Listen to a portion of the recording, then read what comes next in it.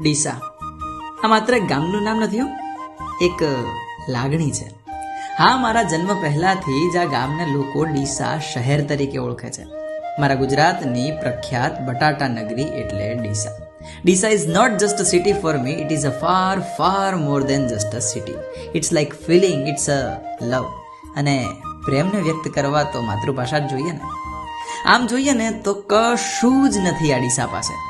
અને આમ જોઈએ તો પ્રકૃતિએ 16 શણગાર સજ્યા છે મારા ડીસામાં.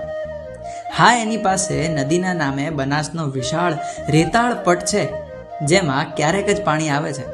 પણ જ્યારે કોઈક એના ગામની નદી વિશે વાત કરે ને, ત્યારે વટથી કહું છું કે મારા ડીસા પાસે બનાસ નદી છે. માં મહાકાળીના પાવાગઢ કે માં અંબાજીના આરાસુર જેટલો મોટો તો નથી, પણ હા, મારા ડીસા પાસે ઈસ્માની માતાનો ભાખર છે ખરો. આ ગામને ધ્યાનથી જુઓ ને તો મંદિરોથી ઘેરાયેલું ગામ છે.